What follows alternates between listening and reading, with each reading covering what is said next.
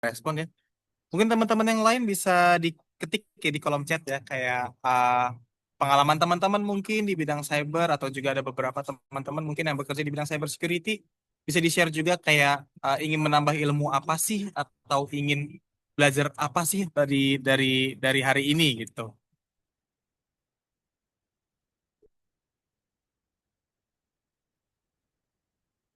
Oke, Mas Akbar, menambah wawasan tentang cyber resilience dan demokrasi produk layanan digital. Itu bagus banget sih, Mas. Nah, ini untuk jawabannya pasti hari ini kita akan mengetahui secara bersama-sama ya. Dan juga teman-teman kalau misalnya nanti setelah presentasi atau setelah materi, jika ada yang ingin ditanyakan ataupun jika ada ingin yang dikonsultasikan, kita sangat-sangat terbuka pada event kali ini untuk bisa teman-teman mengetahui lebih lanjut lagi nih atau mengisi kekepoan teman-teman materi hari ini tentang apa dan juga bagaimana cara kita memahami materi hari ini gitu. Oke teman-teman, saya juga mengingatkan teman-teman untuk kalau bisa on cam kita bisa sama-sama ngeliat mukanya, bisa saling mengenal lagi antar sesama gitu juga kan. Oke, kita coba kontak Mas Raffian lagi. Mas Raffian, apakah terdengar dan juga jelas suara saya? Sudah terdengar sebentar. Tadi saya lagi Oke, siap-siap dulu. oke siap Mas. Silakan dipersiapkan terlebih dahulu Mas untuk materinya. Oke, sudah. Oke, sudah Mas. Oke, teman-teman. Berhubung materinya sudah siap untuk Mas Raffian, waktu saya persilakan dan selamat men-share Mas untuk ilmunya. Oke, ini langsung masuk materi saya ya. Boleh, boleh Mas, silakan.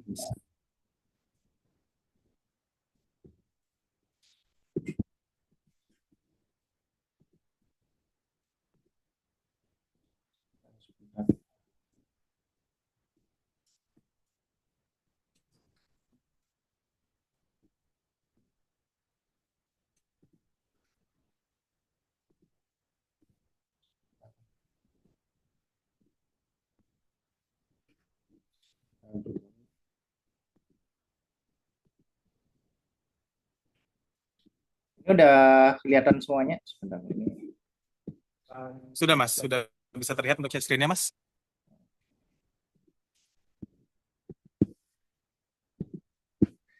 Oke, sebentar ya. Sebentar dulu, saya setting dulu.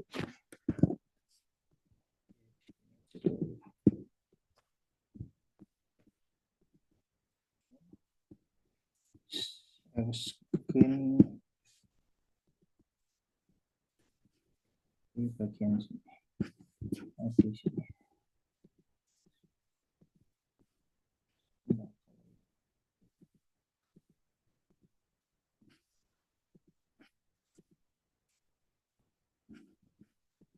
Kalau ini satu Google kelihatan nggak sebentar?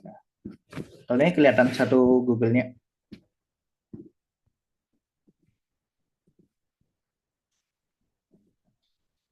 Di saya masih loading Mas. Oke, sebentar. Itu stop di sini. Kalau ini kelihatan ya satu Google ya. Sudah kelihatan Pak. Oke, ini minimize dulu. Ganggu banget ini. Sebentar ya. Ya.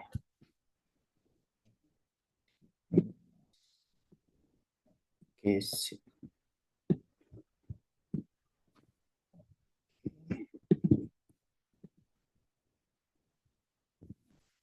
Oke, kita langsung masuk ke materinya ya. Sebelumnya moderator, ini saya waktu untuk pemaparan berapa menit ya? Sekira-kiranya Ya, saya coba itu. 40 sampai 45 menit Mas. Tapi suka-suka Mas aja. Siapa tahu bersemangat jadi pengen share terus gitu Mas. Ilmu hari ini Mas. Oke, oke, sebentar saya Pak. Oke, oke, kita mulai di topik democratization for digital product and service ya. Oleh pemaparan saya sebentar. Nah, topik ini itu berasal dari kegelisahan saya sendiri atau mungkin kegelisahan di industri ya atau mungkin kondisi existing yang ada di industri yang membuat saya cukup gelisah. Karena apa? Kita mulai dari latar belakangnya dulu, yaitu saya berkecimpung di bidang teknologi ya, konteksnya di software development. Mungkin teman-teman di sini juga ada yang di software development. Spesifiknya saya di bidang produk ya, atau mungkin lebih ke tim produk seperti QA atau mungkin manajemen task atau Scrum Master atau product owner kayak gitu. Itu posisi saya di IT consultant sekarang. Nah, sekarang tuh lagi banyak tren yang mungkin teman-teman lihat adalah mengenai AI trend atau mungkin humanoid ya atau robot. Intinya kemajuan teknologi yang sangat mutakhir. Tapi sebenarnya di sisi lain, itu teknologi ini sebenarnya cukup maju tapi mungkin belum terdemokratisasi. Dalam artian apa? Dalam artian masih hanya beberapa orang atau beberapa elemen masyarakat saja yang bisa menikmati secara luas produk ini. Tapi beberapa produk yang emang secara teknologi tinggi itu sudah mulai terdemokratisasi. Contohnya AI ya, AI dengan disrupsinya ada ChatGPT atau mungkin Gemini itu benar-benar mendisrupsi yang namanya demokratisasi AI. Yang dulu AI kita lihat benar-benar awam banget ya, apa sih itu AI kayak gitu. Tapi sekarang kita bisa hands on langsung AI khususnya di bidang pengelolaan teks ya, bidang pengelolaan teks, pengelolaan image itu benar-benar jadi satu di aplikasi yang mungkin biasa kita pakai brainstorming ya, entah itu untuk bisnis atau mungkin pemecahan masalah-masalah yang ada di kehidupan sehari-hari kita. Atau mungkin kalau mahasiswa biasanya dipakai buat asis tugas, terus project manager untuk pakai untuk mendefine requirement atau programmer untuk asis dia punya pekerjaan coding gitu loh. Jadi bantu mereka untuk bug fixing atau mungkin menemukan memecahkan untuk mencari solusi dari masalah yang ada di project mereka. Lalu yang kedua sebenarnya produk yang mungkin bisa dibilang di bawah radar kita ya dalam urusan teknologi yaitu adalah spreadsheet atau Excel. Ini tuh sebenarnya selama saya di project management atau mungkin di bidang produk ini tuh teknologi yang mungkin cukup powerful tapi nggak kita sadarin. Nah, ini hampir semua lini yang kalian tahu ya, entah itu mungkin kalau di sini kan ada asisten-asistennya Pak Lubis nih, ada itunya Pak Lubis ya. Nah, itu pasti ngasain banget kegunaan namanya spreadsheet atau mungkin apa ya aplikasi-aplikasi pendukung data gitu, atau mungkin yang lagi tesis juga pengelolaan datanya di spreadsheet kayak gitu, atau mungkin Excel kayak gitu atau mungkin yang data mining untuk data contohnya data sampelnya itu di Excel atau spreadsheet. Nah, ini yang saya bilang ini tuh teknologi yang bisa dibilang di bawah radar kita atau dibilang apa underrated ya. Tapi ini benar-benar membantu fungsional kita di kehidupan sehari-hari. Bahkan kayaknya kalau nggak ada spreadsheet ini, itu kita kayak aneh. Ini mau ngelola data gimana, mau buat scheduling mungkin untuk desain ke klien gimana. Nah, ini sebenarnya salah satu fungsi spreadsheet atau Excel ini yang dimana kita nggak sadarin, tapi akhirnya kita menggunakan itu di kehidupan sehari-hari kita tanpa kita sadari atau tanpa kita ngeh ini teknologi yang bagus loh kayak gitu. Ya, balik lagi definisi teknologi kan sebenarnya mempermudah kita memecahkan sesuatu kan atau mungkin mempermudah kita dalam mengerjakan sesuatu. Nah, kalau kita yang dulunya data kita pakai mesin tik atau mungkin pendataan secara manual ya pakai tulisan, ini kita bisa selesaikan secara cepat di spreadsheet. Nah, jadinya saya bisa bilang spreadsheet ini adalah teknologi yang sudah terdemokratisasi. Walaupun sekarang itu ya perannya nanti akan dibahas lagi untuk entry untuk barrier entry-nya. Nah, tapi sebenarnya kalau kalian di sini tahu ya, ini sebenarnya pematerian mungkin irisan juga sama bisnis sama itu ya, IT bisnis ya, karena saya akan sedikit sharing mengenai bisnis IT atau mungkin industri IT di lapangan gimana kayak gitu. Tapi problemnya di sini adalah di region atau di daerah-daerah ini ya penerapan teknologi itu belum semerata itu kayak gitu. Yang belum semerata itu akhirnya menciptakan yang namanya lubang atau mungkin kalau kita bilang ya orang itu tuh masih pada gaptek di beberapa daerah yang saya temuin. Kalau saya kan dari daerah Jawa Tengah ya, itu masih ada beberapa yang belum paham. Contoh aja QRIS kayak gitu loh. QRIS itu aja ada beberapa yang belum paham kayak gitu loh. Nah, gimana kita mau ke AI atau mungkin ke humanoid gitu, atau mungkin teknologi-teknologi mutakhir blockchain dan lain-lain itu tuh masih masih cukup lumayan jauh kayak gitu untuk di level daerah ini. Nah, ini yang jadi awareness, yang jadi sebenarnya goal untuk mereka dalam artian gaptek ya. Tapi kita sebagai mungkin orang yang innovate atau mungkin menemukan inovasi atau memecahkan masalah dan berbentuk inovasi, itu tuh bisa membuat ini lubang tadi itu jadi satu peluang, entah itu peluang bisnis atau peluang riset kayak gitu. Ini yang sebenarnya harus kita coba lihat kayak gitu loh. Alih-alih kita selalu ingin ke teknologi yang sifatnya mutakhir atau mungkin membawa perubahan peradaban kayak gitu loh. Sedangkan sebenarnya perubahan peradaban kan disiapkan oleh peradaban juga yang siap dulu. Dalam artian level-level masyarakat di daerah yang mungkin tidak terpapar teknologi ya, nggak semaju Bandung atau mungkin semaju Jakarta kayak gitu, dua kota salah dua dari kota terbesar di Indonesia ya yang paparan teknologinya oke ya. Nah ini tuh belum kayak gitu, ini tuh masih banyak lubangnya. Tadi saya ngomongin dari sisi sisi payment ya, kalau QRIS kan menyangkutnya payment ya. Mungkin kalau kita di Telkom itu udah cukup terdemokratisasi ya secara payment ya, atau mungkin warung-warung juga udah pakai QRIS kayak gitu loh, warung-warung kecil apa-apa. Tapi di daerah tuh belum loh kayak gitu. Nah, jadinya itu bisa jadi peluang inovasi atau peluang bisnis juga untuk kita orang yang paham tentang IT ini kayak gitu. Itu yang pertama. Dan yang kedua itu langsung dari case di industrinya. Jadi case di industrinya gini, teman-teman. Eh, saya lagi handle perusahaan manufacturing yang cukup besar di daerah Tangerang gitu. Dan yang surprisingly adalah perusahaan itu baru move dari sistem SAP atau yang mungkin basisnya juga Excel upload itu ke aplikasi custom mereka sendiri gitu. Aplikasi custom yaitu web base kayak gitu dan mobile base ya.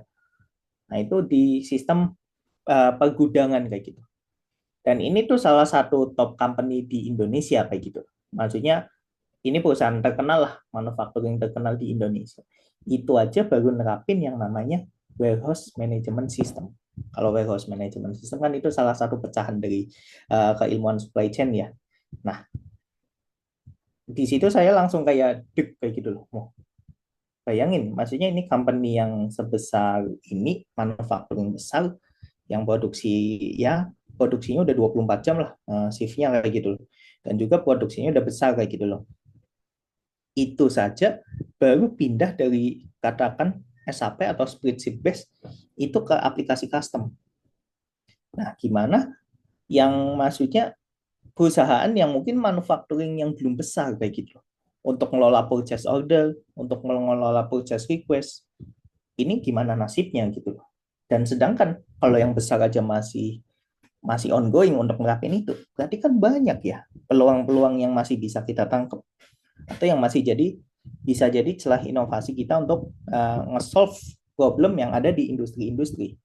Ini yang sebenarnya jadi hot text untuk kita orang-orang di dunia IT ya atau industri IT ini untuk memecahkan masalah-masalah yang kayak gini yang ya publik ditutup dengan tadi ya teknologi high teknologi ya, entah itu ya kalau lagi rame juga blockchain dengan cryptocurrency-nya, lalu juga AI, terus juga apa tadi namanya humanoid kayak gitu.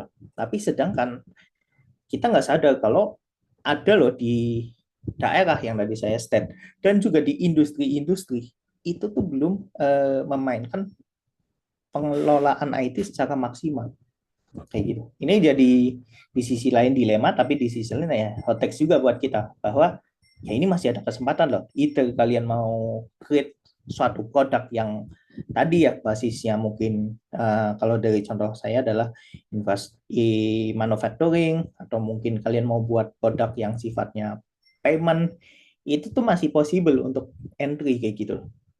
Walaupun katakan banyak banget kompetitor yang main di situ, tapi kan ya tadi demand-nya juga banyak kayak gitu. Itu yang maksudnya salah satu problem dari demokratisasi teknologi ini. Kita terlalu berbicara hal besar, tapi sedangkan di elemen bawah pun atau di masyarakat secara luas ya, yang di daerah-daerah, bukan di kota maju kayak Jakarta dan Bandung, itu tuh belum teraplikasi secara baik.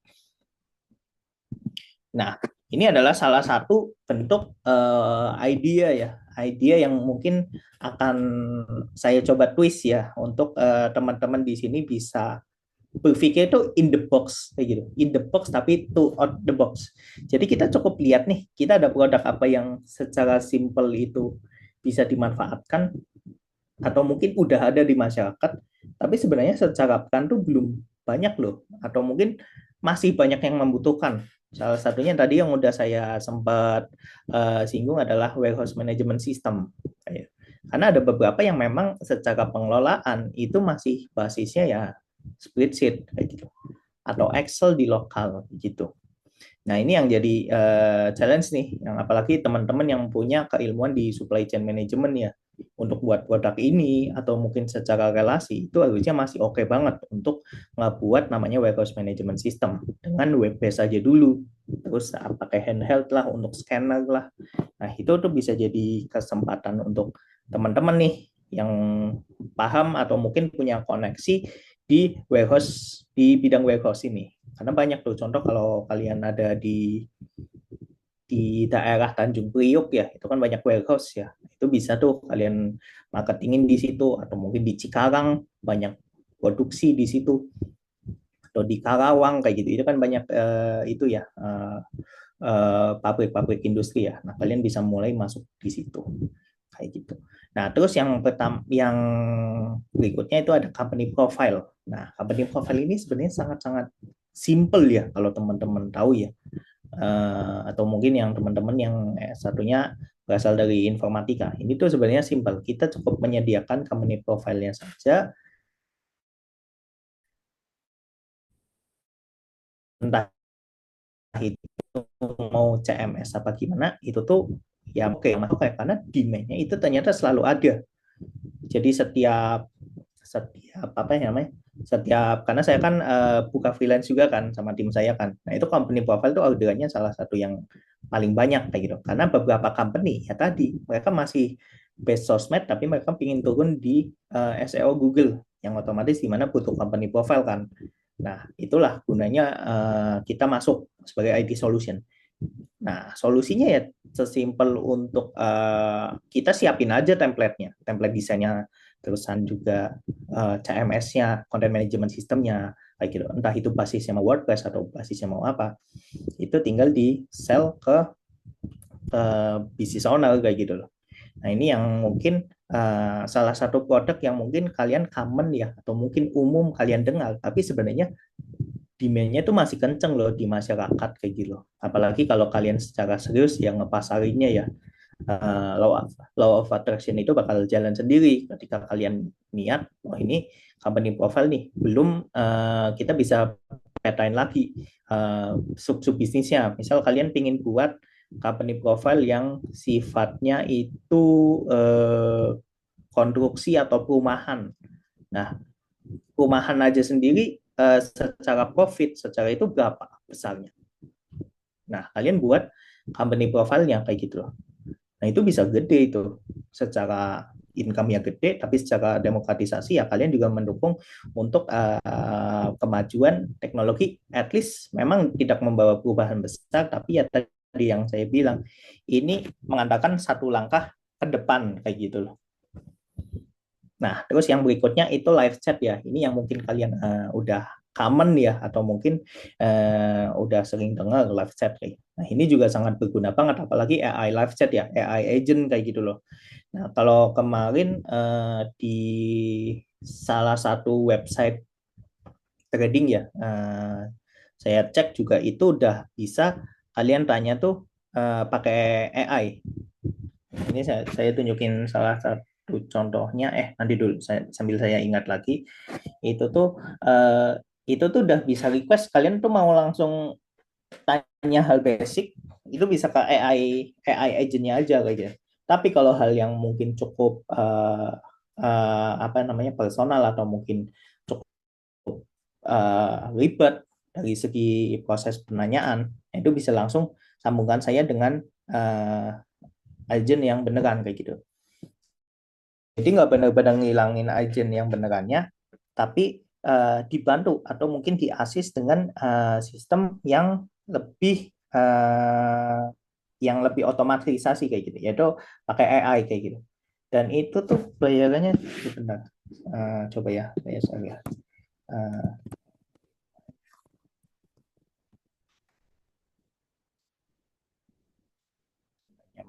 Indonesia, Indonesia AI chatbot Indonesia kemarin kontak kemarin ada namanya. Oke, cekat AI nih yang kemarin ditunjukin itu cekat AI. Ini ini kan udah banyak banget nih yang langganan AI ya. Ini salah satu contoh aja ya, maksudnya buat POC kalian untuk tahu, maksudnya produk ini tuh demand-nya juga banyak kayak gitu. Kita lihat secara pricing. Nah, ini nih pricingnya nih. Nah, pricingnya kan ini cukup cukup besar juga ya. Maksudnya kalau kita lihat pricingnya misal ini sebulan 1 juta gitu, 1.500.000. Berarti kan katakan 1 tahun tuh bisa hampir 18 juta ya. Itu tuh yang paket basic aja. Kalihin 10 aja itu udah 180 juta. Kalihin lagi 100 orang yang pakai nih. Paket yang paling kecil nih. Itu udah 1,8 M kayak gitu. Gimana kalian masuk ke yang bisnis enterprise? Pasti kan nggak mungkin yang pro kan. Pasti ada yang bisnis, enterprise, unlimited kayak gitu. Nah, itu yang maksudnya barrier to entry untuk kalian buat solusi kayak gitu. Bisa jadi orang nggak kuat nih kalau 1,5 sebulan, kayaknya kemahalan ya. Nah, di situ bisa jadi kalian punya paket yang lebih ekonomis tapi cukup menjawab keluhan atau mungkin permasalahan yang dihadapi customer untuk urusan di live chat ini atau penanganan pelanggan kayak gitu. Nah, balik lagi ke sini. Nah, tadi itu live chat, dan ini sebenarnya live chat bisa di kalian gabungkan juga dengan company profile. Secara produk itu kan nyatu tuh. Misal ada perusahaan, kalian ingin tanya nih perusahaan ini gimana. Nah, itu bisa nyatu tuh secara kalian sellingnya atau penawarannya ke ke perusahaan-perusahaan yang kalian tawarkan kayak gitu. Nah, untuk berikutnya juga ada lagi yang mungkin kalian udah sering lihat ya di kafe-kafe atau mungkin di tempat makan, itu ada point of sales atau mungkin aplikasi kasir ya. Nah, aplikasi kasir ini itu cukup powerful atau mungkin cukup banyak diterapkan juga. Nah, tapi sebenarnya tetap aja ada orang yang masih butuh nih, entah di kalau sekarang kan terjun ke warung atau mungkin di kemana kan, ke warung, jadi nggak cuma kafe aja tapi ke warung kayak gitu. Tapi bisa jadi POS ini disempurnain lagi, misalnya untuk sistem rewarding lah, untuk sistem membership kayak gitu. Nah, itu tuh bisa di push sampai ke situ kayak gitu. Atau mungkin POS kalau kemarin ada yang biliar kayak gitu loh. Jadi dari teknologi yang udah ada aja itu bisa dikembangin lagi untuk menciptakan solusi-solusi yang cukup inovatif dan cukup solving di masyarakat. Nah, ini yang harus jadi salah satu challenge dari buat kita ya. Jadi kita mikir nih, kita udah ada teknologi nih. Ini gimana biar ngoptimalisasinya sih di masyarakat, atau mungkin dari live chat tadi ya, itu kita bisa ambil yang paket ekonomis, dan paket ekonomis itu yang nantinya bisa diterapin di masyarakat secara luas kayak gitu. Nah, ini yang salah ini yang topik juga yang lagi saya dalemin juga, yaitu desentralisasi produk kayak gitu. Ini mungkin lebih ke kasarannya, mungkin kalau kalian dengar ya UMKM lah kayak gitu. Nah, tapi di sini adalah untuk menjawab masalah dari region yang low tech ini kayak gitu. Region yang maksudnya secara pemahaman IT atau secara pemahaman information technology itu masih perlu kita naikkan kayak gitu loh. Atau masih kurang ya di daerah, karena belum sebesar kayak kota besar kayak Jakarta atau mungkin Bandung kayak gitu. Nah, makanya di sini pertama kita challenge-nya adalah ini tadi ya yang semi wirausaha juga. Siapa tahu ada yang mau wirausaha di bidang IT, kalian juga bisa pelajari ini, atau mungkin kalian ingin membuat satu produk yang emang works dan solve di masyarakat. Pertama kalian yang jelas harus bisa awareness dulu ya. Awareness, sorry agak typo. Jadi awareness itu kalian harus bisa memunculkan nih kalau sebenarnya hmm, ini tuh udah urgent loh, dan ini harus bisa digunakan. Maksudnya secara awareness dari produk ini, misalnya point of sale saja, itu bisa digunain. Jadi bisa nyegah hasil-hasil fraud kayak gitu loh, dengan lihat stoknya berkurang atau mungkin lihat yang diinputin bener apa enggak, alih-alih cuma pakai pembayaran cash. Makanya ada beberapa juga yang udah mulai menerapkan pembayaran secara cashless ya, ya tadi untuk menghindari yang namanya fraud kayak gitu loh. Nah, terus yang kedua adalah branding di daerah ya. Salah satunya adalah ya kita ngeliatin kalau produk kita ini cukup ekonomis loh di daerah tersebut kayak gitu. Terus yang ketiga real solution, ya benar-benar memecahkan masalah di daerah itu, bisa dilihat dari data BPS daerah itu, maksudnya demand marketnya tuh akan ke arah mana sih untuk pengeluaran-pengeluaran di daerah tersebut. Nah, kalian bisa solving itu enggak kayak gitu. Nah, ini salah satu contoh crafting produk yang lagi saya inisiasi sama teman saya, itu adalah bersih-bersih kayak gitu. Nah, ini mungkin sedikit ide juga ya. Alih-alih kalau bersih-bersih kan pasti di top of mind kalian sama pick up. Kalau bersih-bersih dan di top of mind kalian kan ya go clean, yang sekarang juga udah nggak ada kan, Koklin atau mungkin Lala Move kayak gitu. Nah, tapi kan dua produk itu skalanya nasional ya, dan juga sifatnya kemitraan gitu. Nah, gimana kalau kalian punya produk yang memang konsepnya tuh bukan mitra atau mungkin in-house sendiri, tapi kalian maksimalin di satu market yang khusus dan kalian tahu marketnya semaksimal itu gitu. Nah, contoh misalnya kalau saya bilang di Bandung, itu bisa jadi kalian maksimalin pembacaan kalian terhadap data itu di mahasiswa aja. Contoh kalian fokusin di market mahasiswa nih, eh, bersih-bersih di mahasiswa Telkom kayak gitu loh.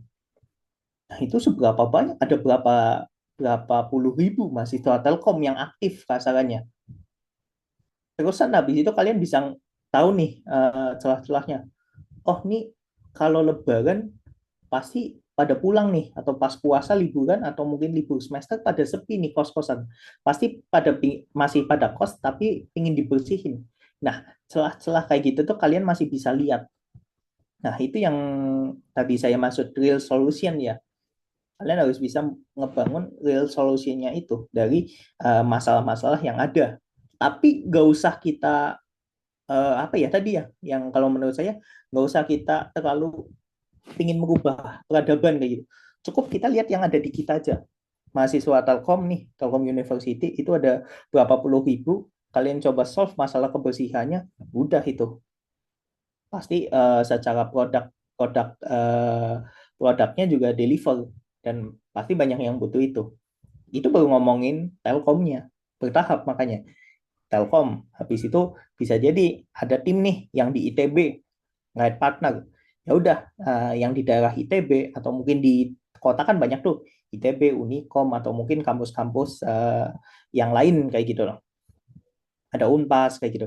Nah, itu bisa diambil tuh. Kalian analisis tuh mahasiswanya berapa, market terusan gimana untuk masuk marketnya, atau mungkin lewat paid promote, atau mungkin promosi-promosi yang emang langsung kasarannya nusuk ke mahasiswa.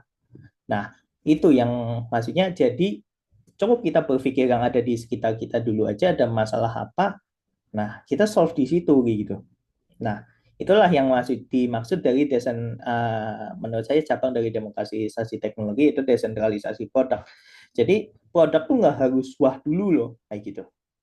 Kalian tuh nggak harus kayak uh, jadi unicorn dulu untuk punya visi yang jelas kayak gitu. Karena kan unicorn barrier entry-nya benar-benar susah ya masuknya untuk investor. Katakan let's say ada minimum requirement atau minimum degree kayak gitu yang harus kalian achieve kayak gitu. Jadi sebenarnya untuk dapetin unicorn itu nggak semudah itu kayak gitu. Dan tapi untuk di daerah kita bermain di produk yang mungkin cukup kuat ya secara branding, secara awareness, secara solution kayak gitu.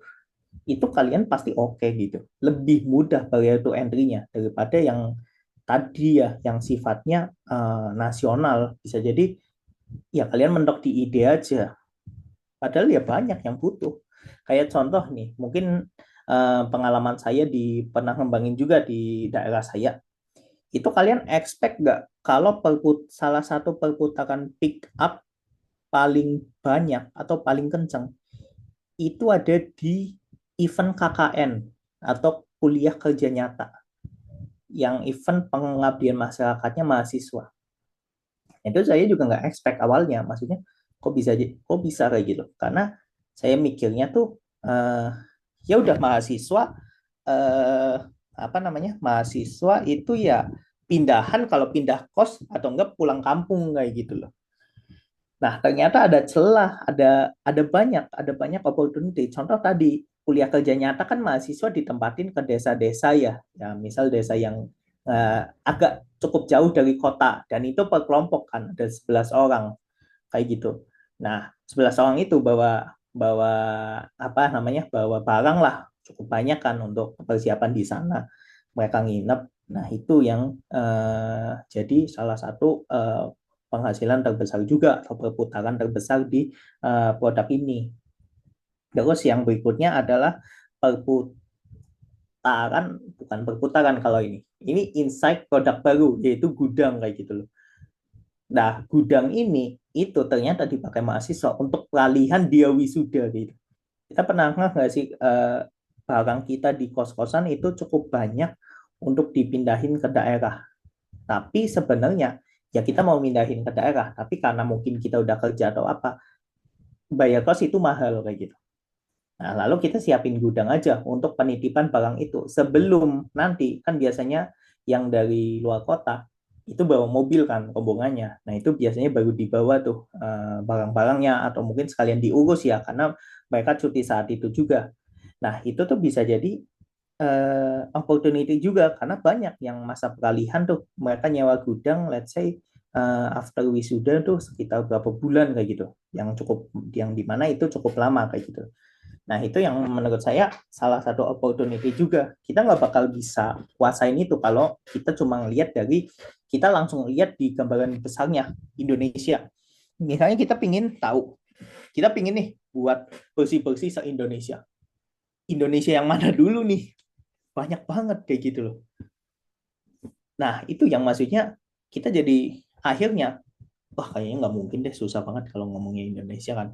Nah, tapi kita bisa tadi dulu, kita coba nih desentralisasi dulu di wilayah-wilayah tertentu yang kita udah menguasai itu gitu. Nah, baru wilayah itu sebagai POC atau mungkin kalian di sini pernah ngoding atau mungkin pernah buat dokumen teknis itu sebagai template untuk diterapin di wilayah-wilayah yang punya karakteristik nggak beda jauh sama wilayah yang kita jadikan POC atau mungkin proof of concept atau template ya.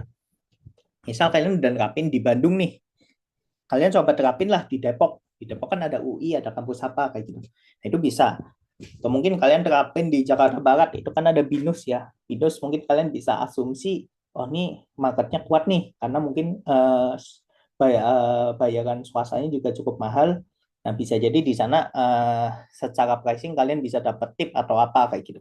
Terus kalian coba, oh kalau udah nih Jakarta bisa coba diterapin di Jawa Tengah atau mungkin nanti ke Surabaya kayak gitulah. Intinya konsep-konsep yang emang kita udah templatein kayak gitu. Alih-alih kita berpikir yang secara besar ya, secara masif. Makanya saya bilang di awal itu demokratisasi produk. Kita harus memecah dulu nih, oh secara region. Kalau saya dari yang saya bahas ini pemecahannya masih secara region ya. Nanti mungkin kalian punya metode yang cukup oke untuk memecah demokratisasi ini bisa langsung nanti sambil kita diskusi. Nah, habisnya tuh didesentralisasikan produknya ke daerah-daerah tadi kayak gitu dengan strategi awareness, branding sama real solusinya kayak gitu. Nah, tadi akhirnya opportunity ini kebangun nih. Kalian mau punya IT solution bisnis kah? Atau product solution nih? Produk yang sifatnya jasa atau mungkin IT solution yang sifatnya project atau mungkin secara teknologi nih bisa memecahkan masalah-masalah yang ada di daerah kalian. Karena semenjamur-jamurnya software house atau mungkin IT atau mungkin produk, ya itu selalu ada namanya yang namanya law of attraction tadi, law of attraction tadi. Maksudnya kalau kalian emang niat dan kalian mau ke branding kayak gitu, pasti selalu ada solusi dari yang dijalanin kayak gitu loh. Nah, itu yang jadi salah satu trigger kalian juga nih untuk membuat satu produk atau solution yang mungkin ya jangan terlalu ribet dulu, jangan kayak mengubah ya tadi ya jangan terlalu yang mengubah peradaban, tapi cukup memajukan peradaban ke satu langkah lebih depan. Itu sebenarnya salah satu yang jadi kegelisahan saya ya, karena ya oke sih sebenarnya sih, tapi kalau emang secara secara basis infrastruktur di diri kalian itu sangat cukup untuk mengubah keadaan ya, ya why not kayak gitu. Tapi kalau emang nggak bisa, daripada kalian menyerah dan nggak bergerak, better ya kita dari yang kecil dulu dikembangin kayak gitu. Nah, itu sih mungkin untuk topik dari saya ya, mungkin sekitar setengah jaman. Mungkin nanti lebih banyak diskusi studi case saja ya. Mungkin ada yang mau didiskusikan atau kita saling bertukar pikiran, mungkin bisa langsung di kolom chat atau nanti langsung on mic aja. Mungkin untuk sesi diskusi, saya kembalikan lagi dulu ke moderator. Oke, terima kasih Mas Raffian atas materinya yang sangat luar biasa ya. Oke, kita langsung saja buka sesi diskusi kita pada siang hari ini. Boleh untuk rekan-rekan dan teman-teman sekalian jika ada pertanyaan bisa langsung ditanyakan saja ya. Kita akan memprioritaskan untuk pertanyaan-pertanyaan yang by voice langsung. Nanti jika tidak ada, kita langsung saja di kolom chat ya. Boleh teman-teman mungkin Mbak Maharani atau Pak Dadan mungkin ada pertanyaan bisa langsung tanyakan saja.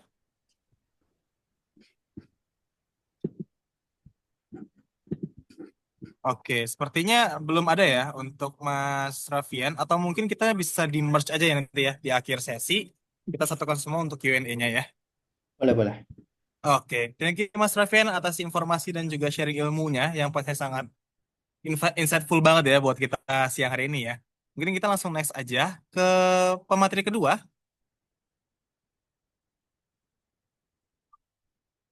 untuk Mas Fahrul. Apakah sudah siap Mas?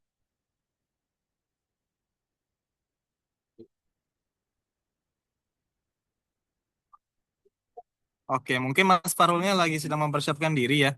Tapi jadi gimana teman-teman?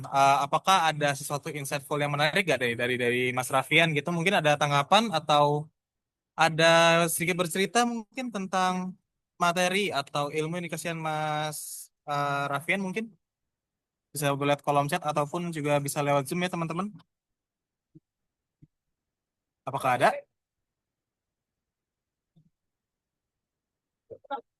Oke, mungkin aku coba langsung tanya-tanya aja kali ya.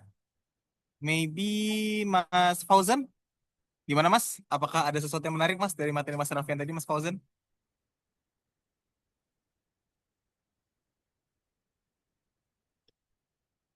Ya, tadi kayaknya materi tentang ini ya, tentang potensi software ya, development ya. Ya, betul betul Mas.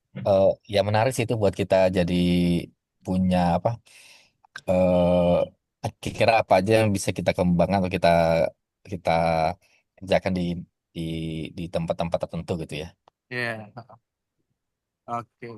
Sebenarnya kalau misalnya tadi lihat kita materi Mas Rafin itu, oke ini if I'm wrong, Mas ya.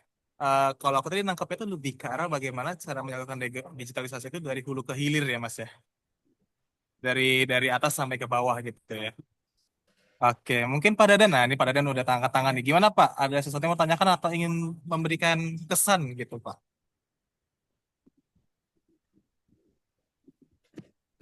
Aduh.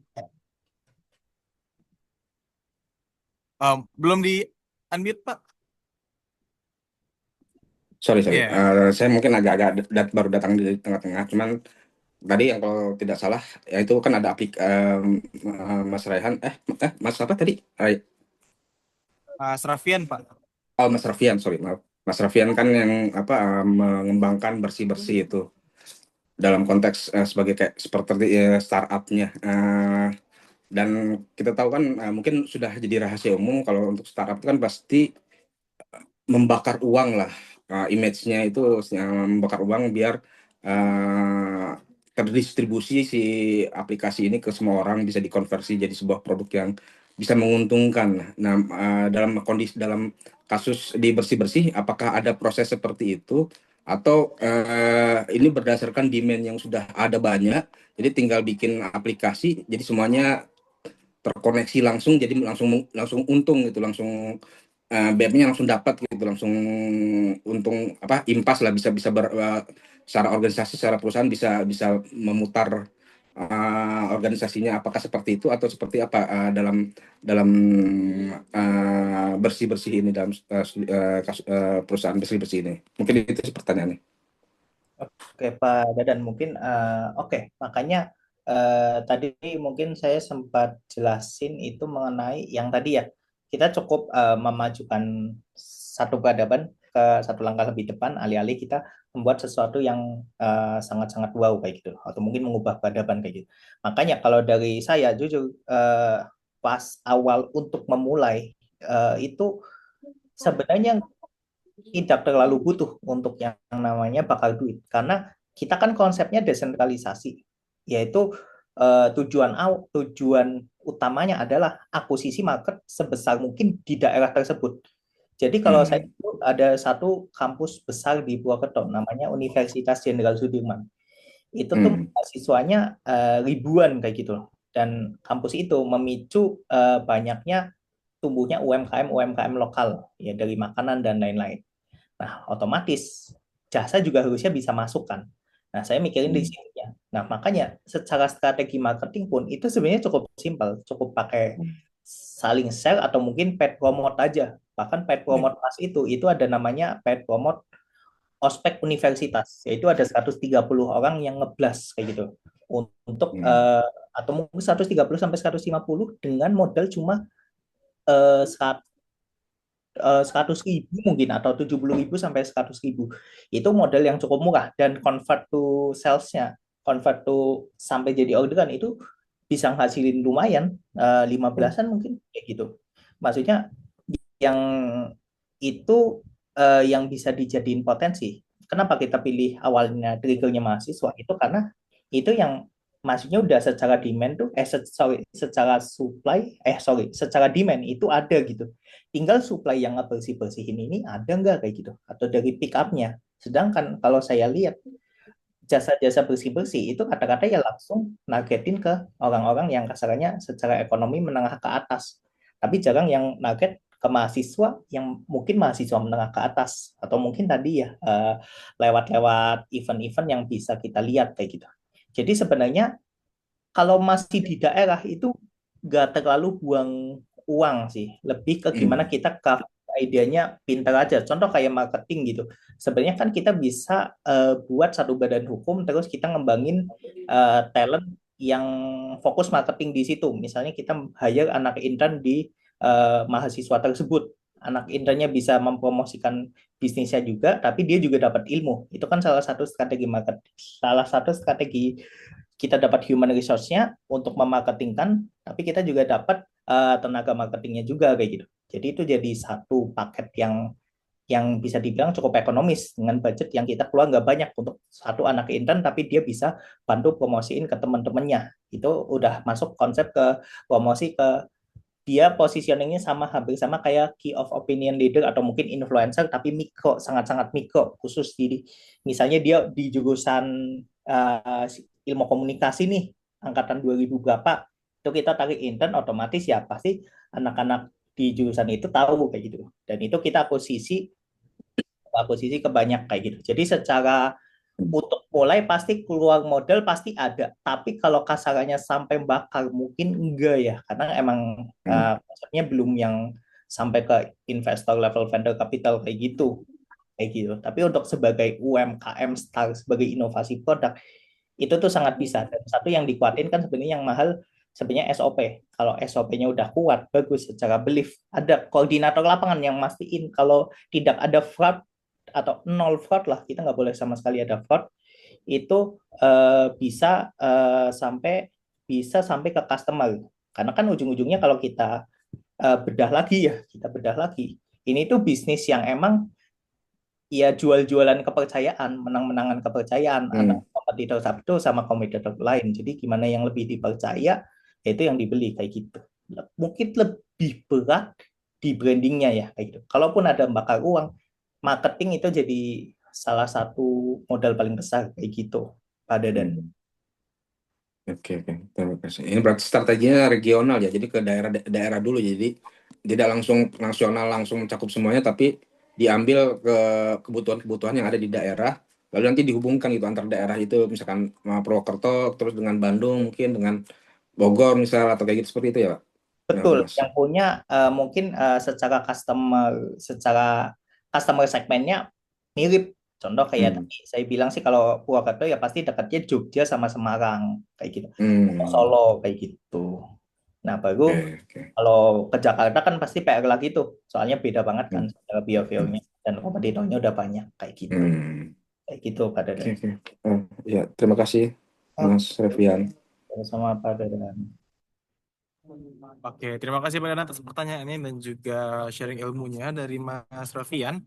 Kami ucapkan terima kasih banyak terhadap Mas Rafian yang sudah mau untuk share ilmunya dan juga berdiskusi ya sama teman-teman dari S2 Sistem Informasi pada siang hari ini. Terima kasih Mas Rafian dan juga kita mungkin langsung next session aja ya kepada Mas Fahrul. Dikabarkan sudah siap. Halo Mas Fahrul, selamat siang. Halo Mas, Mas Jonathan. Oke, halo Mas, apa kabar Mas? Alhamdulillah baik Mas. Baik, apakah sudah siap Mas untuk sharing untuk hari ini Mas? Boleh Mas, aku siapin bentar ya Mas. Oke, karena pastinya sharing dari Mas Farul ini nggak kalah seru ya dari Mas Rafian tadi. Kalau Mas Rafian tadi lebih membahas tentang digital product dan service, bagaimana kita men-share-nya. Lalu dari Mas Farul ini tentang cyber resilience strategy for digital transformation. Pastinya di sini kita juga belajar apa itu cyber resilience dan juga digital transformasi digital yang baik pastinya ya untuk kita atau untuk pengembangan produk ke depannya. Oke, sempat teman-teman masih excited pada siang hari ini? Asik. Semoga masih excited ya, masih ingin belajar lebih dan lebih lagi. Oke, Mbak Marian udah kasih jempolnya tuh, keren banget Mbak Marian. Iya. Oke, Mas Farul. Mas Ratandi juga keren banget tuh, udah kasih jempol. Oke, Mas Farul sudah bersiap untuk share screen. Oke, Mas, untuk waktu dipersilakan Mas Farul untuk men-sharekan ilmuannya pada siang hari ini, Mas. Mari, Mas, silakan, Mas.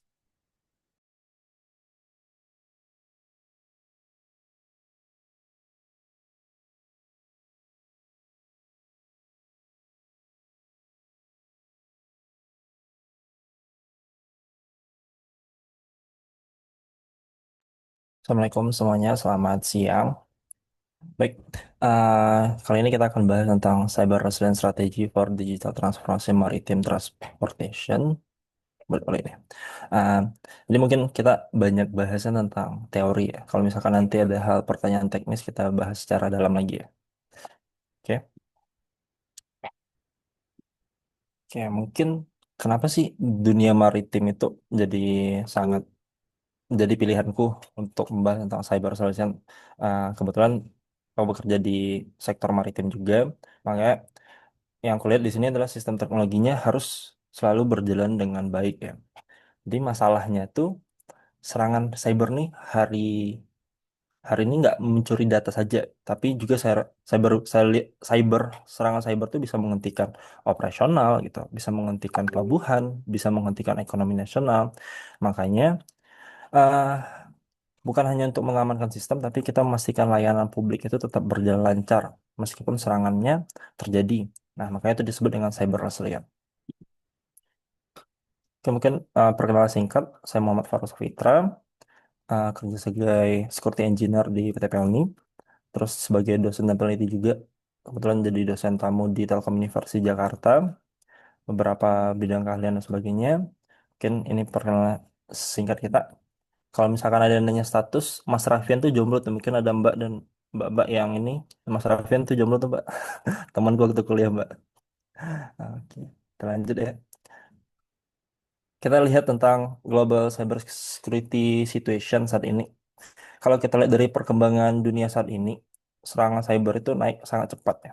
Kenapa? Karena penyerang tahu kalau mereka menyerang sektor transportasi, efeknya itu langsung terasa. Kalau kita lihat dari 82% organisasi di dunia pernah mengalami insiden yang mengganggu operasi dan sebagian besar membutuhkan waktu yang lama untuk pulih. Jadi, masalah besar kita ini bukan hanya ancaman serangan saja, tapi ketidaksiapan organisasi saat gangguan itu benar-benar terjadi. Oke, agenda kita pada siang hari ini, yang pertama itu kenapa sih sektor maritim itu jadi target sasaran? Yang kedua itu contoh nyata serangan dan pelajaran pentingnya. Yang ketiga, tantangan ketika semua,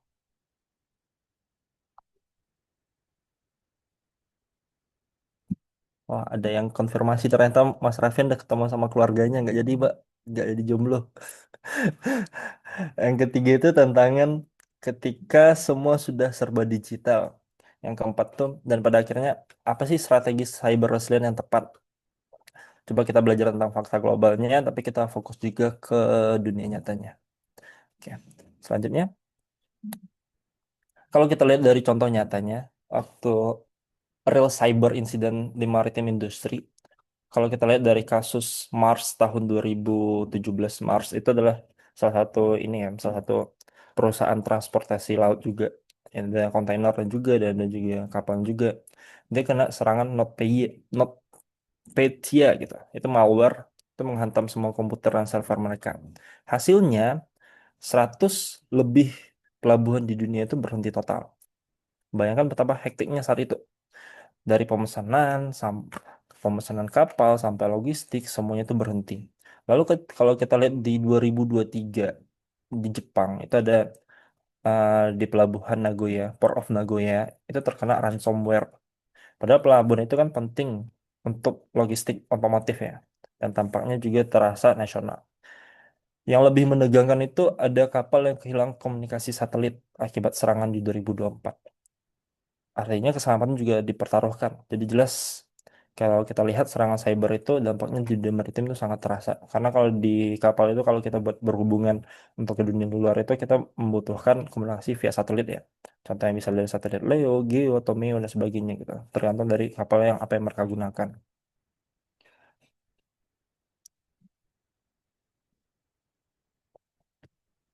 Oke. Untuk dari transformasi digital itu sama dengan kita bisa lihat dari peluang besar tambah risiko besar.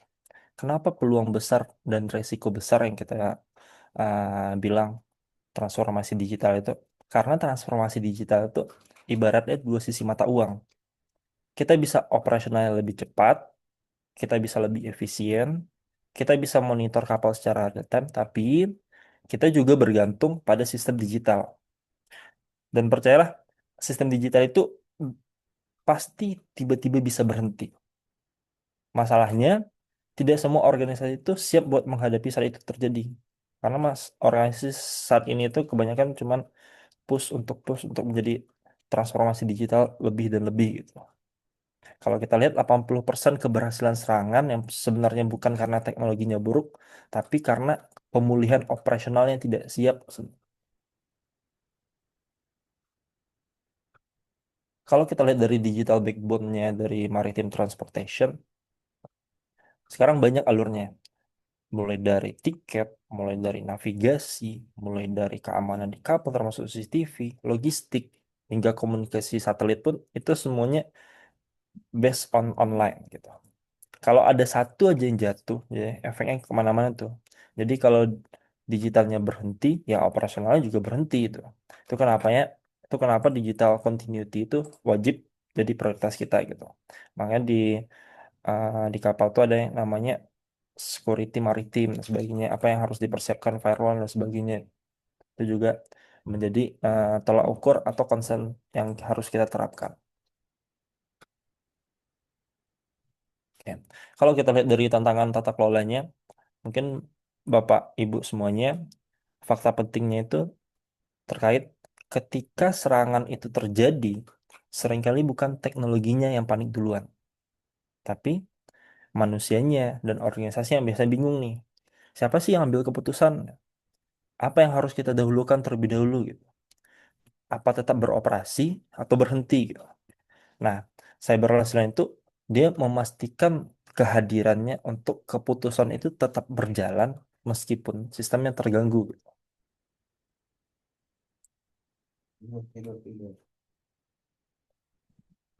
Oke, kalau kita lihat di slide nomor 7 ini, sewaktu itu resikonya menyebar atau ketergantungan digital atau resiko penyebaran insider itu menyebar, ekosistem maritim ini punya banyak pemain nih. Ada yang namanya kapal, adanya pelabuhan, ada yang namanya operator jaringan, ada yang namanya vendor aplikasi. Kalau satu diserang, yang lain bisa ikut kena gitu. Kalau kalau di perusahaan itu tidak ada namanya DMZ-nya, demilitary zone-nya. Jadi ngezoning aplikasi atau misalkan server yang di public atau yang di private. Jadi kita nggak punya nih buffer zone-nya. Zone ini gimana nih? Kalau misalkan orang tembus di zone ini, dia buat ke zone selanjutnya itu agak susah karena kita ngezoning nih. Impact-nya kalau misalkan organisasi itu nggak ada zoningnya tuh, ibaratnya bakal jadi domino gitu. Jatuh satu ya bakal jatuh semuanya gitu. Jadi yang perlu kita jaga itu bukan hanya keamanan di satu titik aja, tapi juga kita bagaimana mencegah insiden ini bisa menyebar. Oke. Kalau dampak gangguan cyber terhadap layanan publik yang maritim, kalau kita lihat di real life-nya, kalau sistem tiket down, seharusnya orang tidak bisa naik kapal. Mungkin nanti ada misal alternatif, kita tiketnya di atas dulu dan sebagainya gitu. Kalau sistem tiket down, orang nggak bisa naik kapal toh gitu. Kalau logistik terganggu, pasokan kebutuhan bisa terlambat ke daerah gitu. Kalau navigasi terganggu, keselamatan jiwa yang dipertaruhkan. Makanya publik harus selalu berada di depan nih ketika bicara tentang cyber resilience. Oke. Kalau kita bahas tentang strategi nasional, sebagai negara maritim, kita tidak punya pilihan selain memastikan sistem ini tangguh. Jadi, cyber resilience itu bukan hanya kita berkonsep dengan eh, kita bisa mengatakan hanya memastikan sistem kita tangguh, tapi kita melihat dari perspektif helikopter vulnerable. Apa sih yang pertama kali yang bakal diserang oleh penyerang itu? People-nya gitu. People-nya kita harus lihat gimana kita memberikan awareness yang tepat kepada pegawai untuk melakukan penyimpanan password atau misalkan confidential itu apa, kredensial itu letaknya di mana, kapan harus berganti, siapa yang harus bertanggung jawab dengan akses dia dan sebagainya. Nah, itu bisa kita bilang itu zoning paling awal untuk dikatakan sebagai cyber resilient gitu. Jadi cyber resilience itu sebenarnya bukan hanya untuk keamanan IT aja, tapi untuk layanan publik dan kepercayaan masyarakat. Karena jika publik itu berhenti percaya, itu sama aja bahayanya dengan serangan itu sendiri. Serangan bisa menghentikan proses bisnis yang berjalan, tidak dapatnya profit. Tapi kalau misalkan uh, trustnya publik itu berhenti atau tidak ingin gitu. Mungkin kita lihat dari salah satu BUMN yang menyediakan minyak itu kan trustnya publik hilang, profitnya juga menghilang di sana sebenarnya gitu. Nah, jadi cyber resilience itu bukan hanya untuk keamanan IT aja kalau kita bicara tentang cyber resilience. Oke. Kalau kita lihat dari pilar dasar dari cyber resilience itu, ada 4 kemampuan penting yang harus dimiliki organisasi, bukan hanya organisasi maritim aja. Pertama itu antisipasi. Antisipasi ini tahu apa yang bisa terjadi. Yang kedua tuh tetap berjalan saat ada serangan. Antisipasi mungkin kita bisa bicarakan dengan uh, mungkin kita bisa jalan dengan identify atau pattern apa yang bisa dilakukan oleh penyerang terlebih dahulu. Jadi mungkin pattern-pattern itu kalau kita menggunakan berbagai tools atau software untuk melindungi keamanan organisasi sebenarnya itu cukup, tapi ada beberapa hal pattern yang baru ditemukan itu benar baru jadi CVE baru gitu. Dan itu emang baru kita update terus-terusan karena hal itu nggak bakal berhenti gitu. Tapi enaknya saat ini untuk serangan-serangan yang dalam kita bilang eskalasi yang sangat besar itu mungkin sangat minim dan sangat dikit lah kasusnya yang terjadi. Yang paling banyak itu apa? Yang paling banyak itu adalah misalkan serangan-serangan yang mungkin kita bilang beginner atau orang yang baru memahami hal itu. Jadi itu yang banyak traffic yang masuk gitu. Apakah misalkan itu bilang DDoS atau misalkan brute force sebagainya gitu. Terus yang kedua tuh tentang menahan itu tetap berjalan saat ada serangan. Mungkin kita punya policy atau misalkan governance atau kebijakan yang mana harus adanya DC, harus adanya DRC dan sebagainya. Jadi walaupun kita punya sistem utama kita terkena serangan, kita ada punya sistem backup loh untuk memulihkan serangan itu. Jadi kita bertahan sambil untuk memulihkan sistem utama yang kita punya gitu. Ketiga itu memulihkan. Jadi kita harus pulih dengan cepat dan keempat itu adalah beradaptasi dari pattern-pattern yang ada kita belajar jadi lebih kuat, jadi lebih tahu apa yang harus uh, diamankan, apa yang harus dicek terlebih dahulu. Ini prinsip yang digunakan seluruh dunia nih. Bahkan kalau di maritim itu ada IMO dan kalau misalkan di cyber itu ada di NIST CSF gitu. Itu yang prinsip-prinsip yang digunakan untuk sebagai pilar. Oke. Yang selanjutnya itu kita bicara tentang Zero Trust Governance ya. Zero Trust Governance ini, Zero Trust artinya jangan percaya siapapun sebelum kita diverifikasi gitu. Jadi kita tidak percaya pada siapapun sebelum orang itu. Sama aja sebenarnya kita papa minta pulsa, mama minta pulsa, sebagainya kan hal itu terjadi kalau misalkan ada yang transfer transfer sebagainya kan itu karena nggak ada apa namanya kita nggak mempunyai prinsip zero trust itu sendiri gitu. Bahkan kalau itu kapal kita sendiri atau vendor langganan kita sendiri, kita harus atau wajib gitu memastikan akses mereka harus ketat dan terbatas. Supaya ketika satu titik jebol tidak langsung menyebar menjadi krisis besar gitu. Kebanyakan dari organisasi kan eh, keamanan-keamanan itu kan jebol atau misalkan jadi kerentanan itu adalah dari akses ya. Karena akses kita banyak menggunakan managed service, kita punya banyak vendor dan sebagainya, dan kita harus memberikan akses itu kepada mereka. Itu adalah pintu-pintu yang banyak yang harus kita jaga dan sebagainya gitu. Oke. Ini tentang operational continuity. Saat insiden, yang kita butuhkan tuh bukan yang panik duluan, tapi yang tahu harus melakukan apa. Karena kalau Bapak tuh Ibu setiap menit itu eh, kebingungan atau misalkan setiap atau menit itu bimbang dengan apa yang harus dilakukan, maka layanan itu pasti bakal terganggu lebih lama gitu. Jadi di sini bukan hanya tim operasional saja yang bekerja. Jadi tim governance atau tim perencanaan pun harus memastikan nih, sewaktu keadaan ini terjadi, keputusan penting itu diambil oleh siapa, pekerjaan itu diambil oleh siapa, tanggung jawab itu diambil oleh siapa.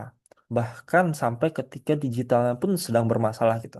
Jadi kita harus ada sinergitas nih dari tim operasional, dari tim perencanaan atau tim governance memastikan hal itu gitu. Oke, selanjutnya tentang capability governance dan continuous readiness itu. Kalau kita ibaratkan teknologi itu hanya alat ya. Alat yang menentukan teknologi itu hanya alat, tapi yang menentukan itu semua tetap manusia gitu. Jadi yang menentukan adalah manusia yang mengoperasikannya. kalau dari segi SDM-nya tidak siap, alat mahal pun itu tidak akan berguna. Oleh karena itu, latihan, uji coba, exercise, misalkan kita dapat event atau case dan sebagainya, itu menjadi eh, leveling untuk menaikkan SDM kita tadi gitu. Jadi ini harus menjadi budaya, bukan jadi kegiatan tahunan aja. Misalkan kita budaya itu kegiatan tahunan ini kan kita bisa lihat dari misalkan kita asesmen standar apa dan sebagainya. Oh, ini harus dilakukan oleh asesmen sewaktu mendapatkan eh, dari ISO apa, mendapatkan dari NSC apa. Itu kan cuman kegiatan tahunan ya. Tapi kalau itu benar-benar dikerjakan dan sebagainya, itu jadi latihan atau uji coba untuk kita juga gitu. Dan yang paling penting yang aku lihat di real fact-nya organisasi gitu, asesmen atau misalkan kita mendapatkan standar apa dan sebagainya apa itu adalah kita mendapatkan sudut pandang atau perspektif view yang berbeda gitu. Terus makanya enak untuk kita tampung dan untuk kita perbaiki gitu. Karena kalau kita menjadi diri kita sendiri, kita terkadang tidak tahu nih di mana sih diri kita nih yang lagi sakit gitu. Bagian apa sih yang kita nih lagi sakit? Ternyata makanan kita nih kebanyakan gulanya, kebanyakan apanya dan sebagainya gitu. Itu kan hal-hal yang perlu kita tahu juga gitu. Itu mungkin dari capability governance-nya. Oke. Selanjutnya untuk kalau kita lihat dari uh, service level agreement-nya security dan compliant governance-nya, untuk memastikan kita itu benar-benar tangguh, kita tuh harus mengukur recovery time kita tuh harus jelas, kualitas layanan saat insiden tuh harus jelas juga gitu. Jadi audit dan evaluasi itu harus rutin. Makanya aku bilang di awal tuh ada yang kita perlu sinergitas. Orang yang mengerjakan daily activity-nya sama dan sama, dia bakal tidak tahu apa yang akan terjadi. Jadi kita perlu view atau perspektif view dari orang lain yang nggak masuk ke dalam sistemnya gitu. Mungkin dia belajar dari misalkan case di tempat A, B, dan C dan sebagainya. Jadi kalau tidak diukur, tidak akan pernah membaik sebenarnya. Kalau tidak diaudit, tidak bakal bisa dipercaya gitu. Makanya kita flashback ke belakang tadi, kalau misalkan serangan itu bisa mendownkan sebuah sistem, tapi trustnya publik itu bisa menghabiskan profitnya organisasi gitu.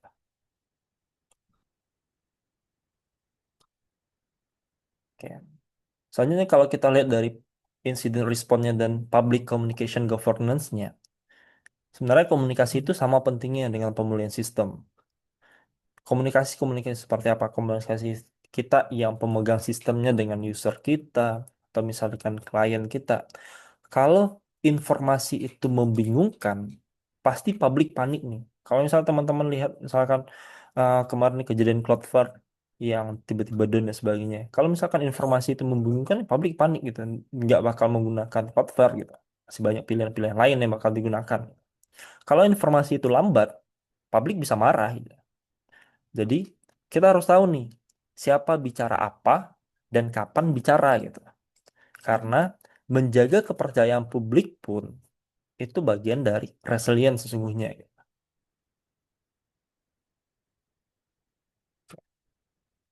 Kalau kita lihat dari post incident learning dan adaptive governance, setelah insiden itu selesai, bukan berarti masalah itu selesai. Yang jauh lebih penting itu adalah apa yang kita pelajari dari insiden itu. Organisasi yang baik akan kembali pulih. Tapi organisasi yang hebat akan bangkit lebih kuat dari sebelumnya karena dia udah merasakan gitu. Sama kayak tubuh kita nih. Tubuh kita mengalami sakit A dan B gitu. Imun kita bakal lebih kuat untuk menghadapi penyakit itu gitu. Jadi organisasi yang lebih baik itu dia cepat pulih dan dia hebat dan bangkit lagi setelah mendapatkan serangan tersebut gitu.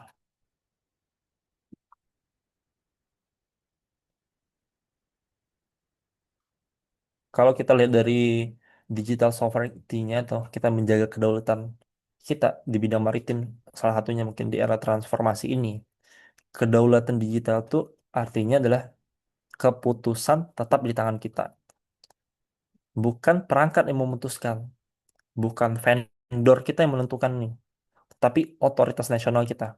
Kalau kendali digital kita hilang, kita kehilangan kendali atas layanan publik juga. Mungkin materinya kita cukup singkat ya, karena mungkin kita lebih ke hal teori atau misalkan lebih fun fact saat ini gitu. Yang nextnya nanti kita bahas di pertanyaan. Jadi simpulan dari pembahasan saya ini, mungkin ancaman cyber itu sudah menjadi ancaman operasional ya. Jadi cyber resilience itu memastikan 3 hal utama. Yang pertama itu layanan publik itu tetap berjalan. Yang kedua itu keselamatan publik itu tetap terjaga. Yang ketiga itu kepercayaan masyarakat itu harus tetap kuat, gitu. Jadi yang diserang mungkin sistemnya sebenarnya gitu. Tapi yang dipertaruhkan adalah layanan dan keselamatan uh, klien, user, atau kita kalau misalkan kita bilang ekosistem digital sebuah negara, ya selamatkan adalah keselamatan rakyatnya gitu. Mungkin terima kasih, mungkin ada pertanyaan yang bisa kita diskusikan. Mungkin pertanyaannya bukan bukan jadi solusi utama, mungkin kita ini jadi sebagai bahan diskusi ya. Terima kasih sebelumnya. Oke, terima kasih Mas Fahrul atas informasi dan juga ilmunya ya. Jadi kita sekarang tahu nih, kalau ketahanan cyber itu ternyata nggak cuma di seputar dunia sosial media ya, tapi ternyata sampai perlautan pun juga kena, masih bisa kena ya Mas ya. Oke, mungkin ada teman-teman yang mau bertanya? Mungkin nggak dipakai-pakai tuh. Silakan. Oke, ini ada Mas Ratandi Ahmad. Boleh Mas, silakan Mas, bertanya langsung Mas. Halo, apakah suara saya terdengar? Mas Jonathan, oh baik. Mas Farul, saya izin bertanya. Tadi kan sempat disebutkan kalau gangguan digital tidak boleh menghambat layanan publik maupun stabilitas ekonomi. Nah, itu bagaimana sih Mas cara menilai kesiapan infrastruktur digital maritim Indonesia itu untuk mendukung resilience semacam itu gitu? Apakah gap terbesarnya itu pada aspek teknologinya, kebijakannya, atau malah justru budaya organisasinya, Mas? Mungkin singkat itu saja pertanyaan saya, Mas Farul. Terima kasih, Mas. Ini pertanyaannya mau kita tampung dulu atau gimana Mas? Mas Jonathan? Oke, mungkin bisa langsung jawab aja Mas ya.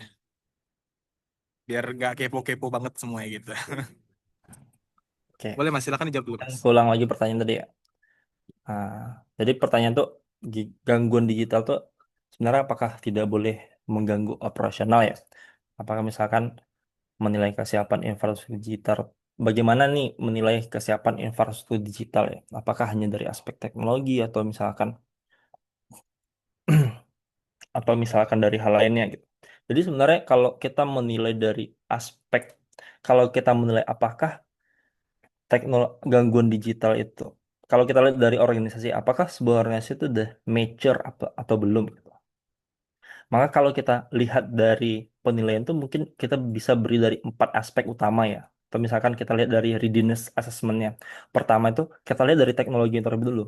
Apakah infrastruktur yang didesain itu untuk tetap hidup untuk tetap hidup jika satu bagiannya gagal apa enggak gitu. Yang nilainya apa, yang pertama itu adalah redundancy dan failover gitu.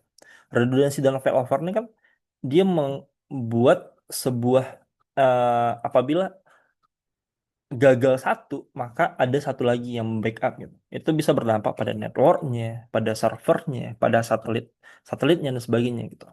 Terus yang kita nilai itu dari monitoring dan visibility-nya. Apakah dia punya monitoring atau misalkan kalau di bidang network ya, dia punya network operations center enggak? Uh, dia punya dashboard yang untuk memperhatikan segala aspek enggak? Yang ketiga itu kalau dari teknologi itu kita lihat dari patch manajemennya dan vulnerability controlnya. Patch management dilakukan nggak? Ada version A, B, C, D, dan D gitu. Ternyata organisasi ini nggak melakukan patch management.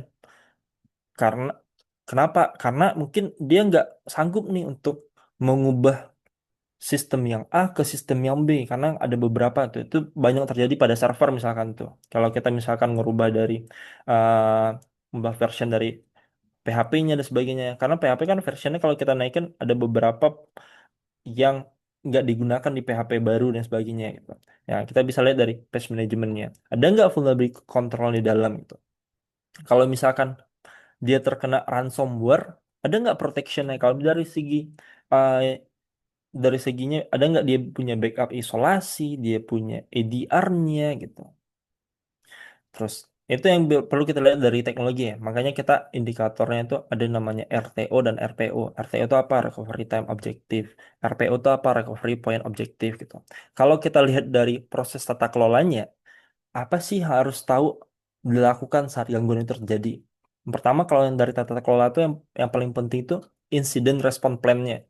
Jadi kalau misalkan tata kelola di sebuah perusahaan itu, tata kelola IT nih contoh, salah satunya ya, dia nggak punya namanya incident response plan. Incident response plan ini kan disusun berdasarkan insiden-insiden yang ada sebelumnya dan forecast ke depannya yang bakal terjadi. Ini kan bisa kita lihat dari benchmark juga di beberapa perusahaan kan. Jadi nggak harus sebenarnya terjadi terlebih dahulu insiden ini gitu untuk mendapatkan incident response plan gitu. Yang kedua itu ada nggak business continuity plan-nya gitu. Kalau ini kita lihat dari tata kelolanya ya. Yang ketiga itu ada crisis management governance-nya. Yang keempat tuh misalkan kita lihat dari vendor atau third party-nya. Jadi vendor dan third party itu kalau kita strict itu di dalam kontrak itu harus ada namanya security assurance gitu. Jadi kalau misalkan keputusan ini terlambat, pasti gangguan kecil pun bisa menjadi besar sebenarnya. Itu kalau dari aspek tata kelolanya ya. Jadi aspek teknologi, terus aspek tata kelola, selanjutnya itu aspek kapabilitas SDM-nya. Kalau teknologi yang kita pakai itu tidak berguna, kalau tidak mampu, apa yang salah gitu? Ternyata yang kita lihat itu adalah SDM-nya. Mampu nggak mereka mengoperasikan teknologi tersebut? Mampu nggak mereka merespon gitu? Jadi yang dinilai itu dari kapabilitas SDM itu pertama itu pengetahuan dan pelatihannya. Pengetahuan atau misalkan rekrutmen orang itu mengetahui hal yang dikerjakannya enggak gitu. Nggak cukup sampai di sana juga karena kalau kita merekrut orang itu dalam misalkan cuman hal pengetahuannya aja, pengetahuannya tetap bakalan terus berkembang. Jadi kita harus latih juga SDM kita nih untuk mendapatkan insight-insight baru, misalkan kita mendapatkan teknologi-teknologi baru, dia bisa beradaptasi dengan teknologi yang baru dan sebagainya gitu. Nah, yang kedua tuh bisa kita lihat dari kita melakukan simulasi nih atau skenario nyata. Kalau misalkan kita dapat serangan ransomware, apa yang harus kita lakukan dan sebagainya, apa yang harus kita log, apa yang harus kita isolasi dan sebagainya gitu. Yang ketiga, yang terakhir itu adalah nggak cuma tim IT-nya aja yang kita harus pertimbangkan, itu seluruh karyawannya. Kita harus memberikan awareness nih. Awareness itu dalam tindakan misalkan, oh Bapak, Ibu dan sebagainya, ini passwordnya dalam dalam kurun waktu segini harus kita ganti loh. Dalam dekat-dekat ini kita ada insiden ini dalam dunia nyata ini dan sebagainya. Bapak harus menghindari hal ini dan sebagainya. Kalau SDM kita siap, itu pemulihan pun lebih cepat dan terarah. Yang terakhir itu kita lihat dari aspek budaya dan kepemimpinannya. Resilient itu harus jadi prioritas strategis, bukan hanya urusan tim IT aja. Yang dinilai itu dari dukungan manajemen puncaknya. Manajemen puncak ini kita bilang BOD minus one dan sebagainya. Sanggup nggak ada dukungan nggak dari mereka semua gitu. Yang kedua itu keberanian nih, keberanian ambil keputusan cepat saat krisis. Keberanian pun contohnya misalkan, kalau misalkan di down gitu, keberanian untuk memutuskan untuk kita move ke DRC dan sebagainya, itu harus ada budaya dan pemimpin yang cepat buat melakukan keputusan hal itu gitu. Yang ketiga itu komunikasi publiknya nih harus terencana, nggak memicu dengan kepanikan.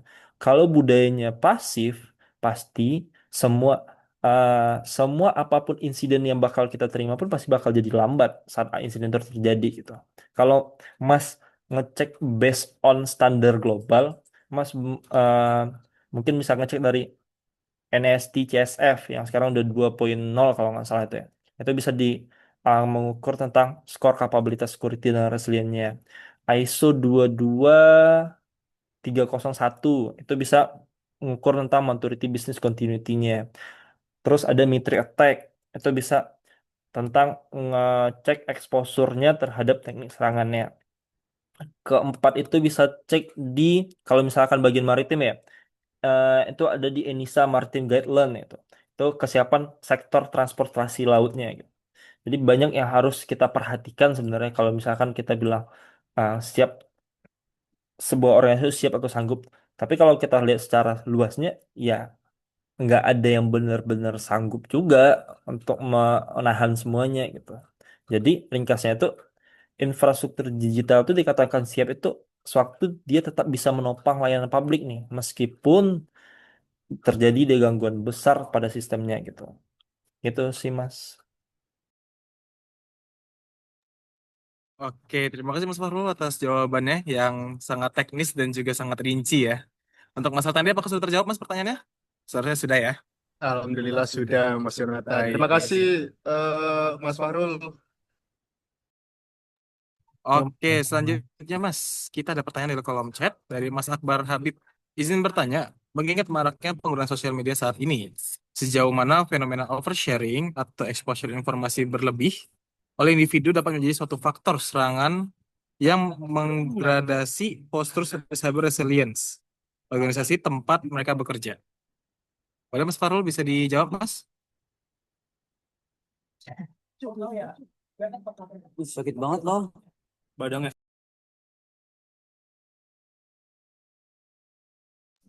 Halo Mas Farul?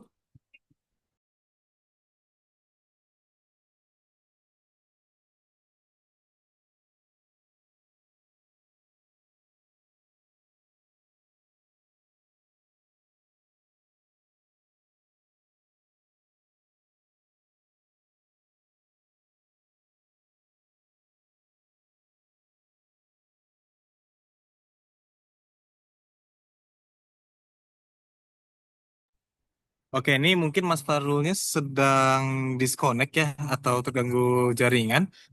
Gimana? Sambil kita, ini dia Mas Farul Oh, muncul kembali. nggak lihat chatnya apa?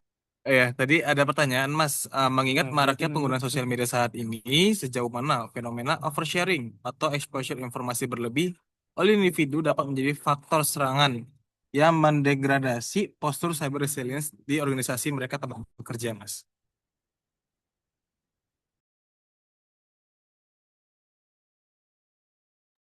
Boleh mungkin Mas langsung dijawab, Mas? Ulti, ulti. Ya Mas. Man.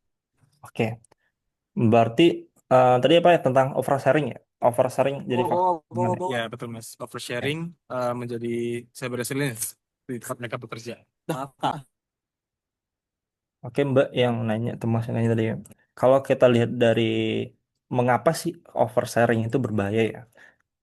Sebenarnya oversharing itu peluru nih Mbak bagi penyerang Mbak.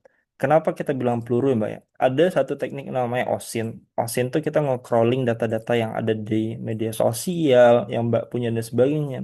Contoh nyatanya misalkan, eh, contoh nyatanya misalkan ulang tahun deh gitu. Kalau ulang tahun kita, oh kita ulang tahun tanggal segini dan sebagainya. Kalau misalkan orang itu jadi punya dendam atau apa sebagainya itu bisa jadi aspek yang lumayan berimpact juga kalau data itu digunakan dengan tepat gitu. Tapi kalau kita lihat dari organisasi ya gitu ya. Kalau kita bilang tadi oversharing itu peluru bagi penyerang, jadi itu seperti kayak pintu-pintu gitu. Sebenarnya seperti struktur jabatan dan jabatan penting gitu. Atau misalkan teknologi apa yang dipakai gitu. Misalnya port apa, vendor apa, versi aplikasi apa.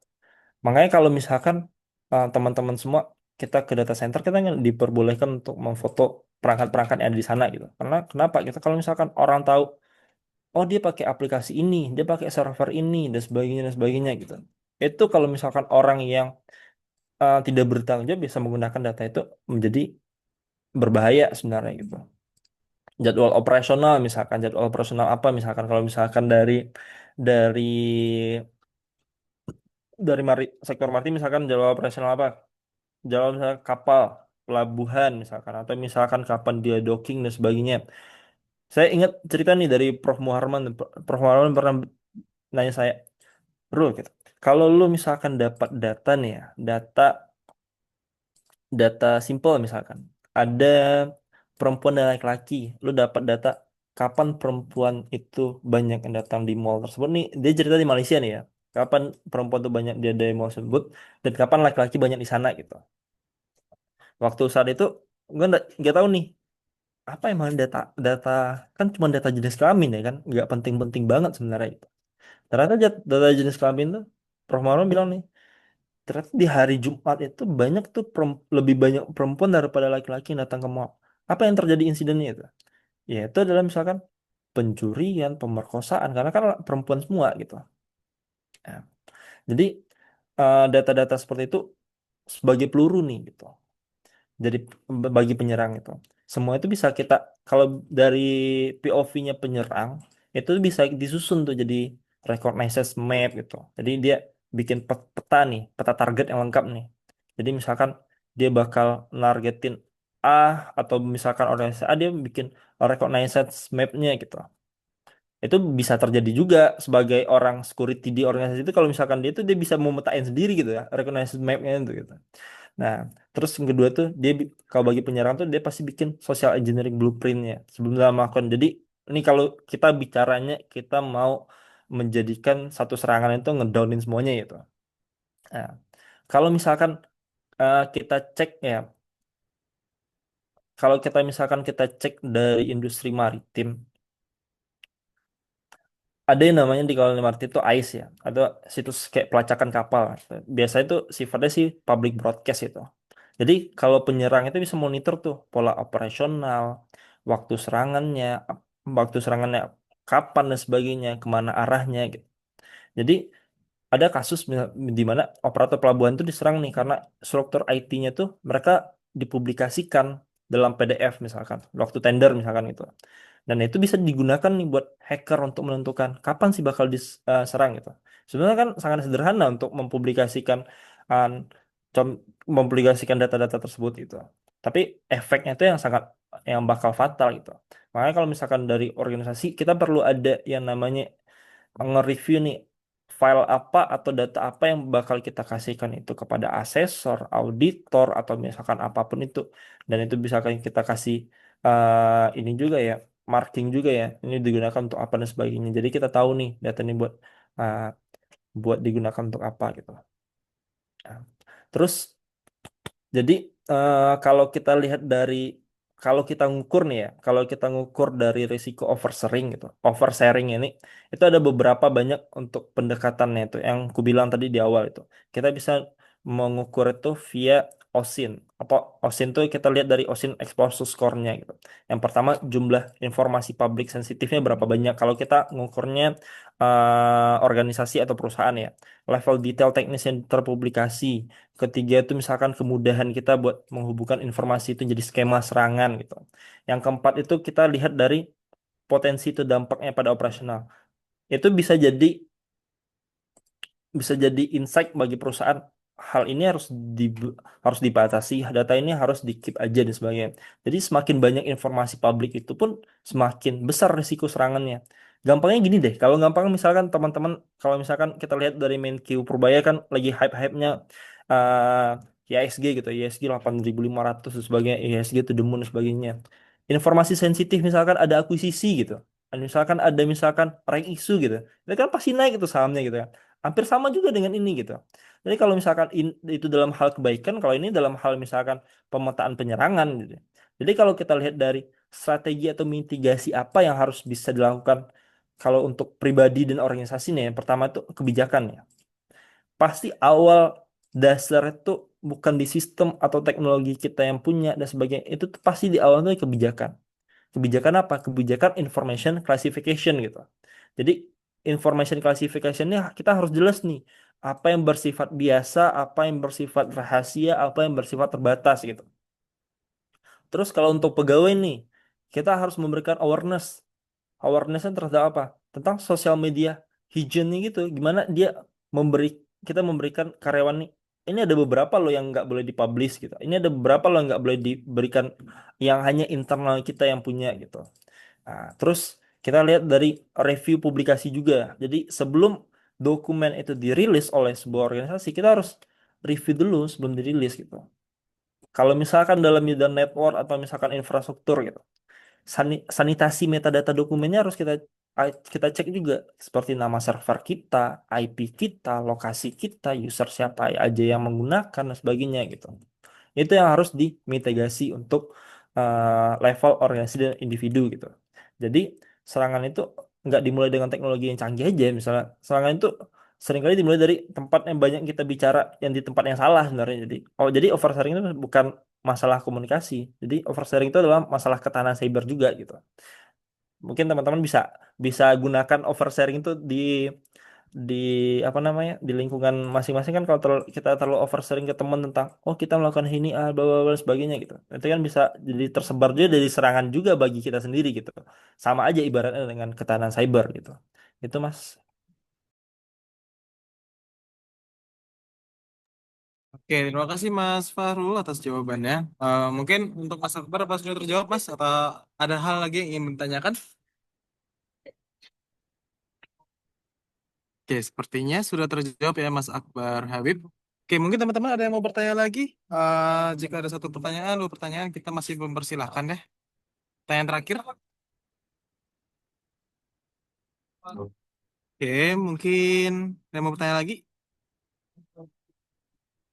Oke, jika tidak ada, mungkin pertanyaan terakhir dari saya, Mas. Ini kan saya baru dengar ternyata cyber security itu sangat penting ya di dunia perlautan khususnya, Mas ya. Nah, saya mau nanya, Mas, kalau misalnya terjadi nih serangan cyber, sebenarnya tuh yang data yang paling penting atau aset paling penting, Mas, di dunia perlautan itu apa sih, Mas? Apakah rute pelayaran atau nama-nama kapal gitu? Karena kan kalau misalnya tentang keterangan cyber di dunia perlautan tuh menurut kalau saya pribadi masih cukup cukup baru ya. Saya cukup baru mendengarnya gitu.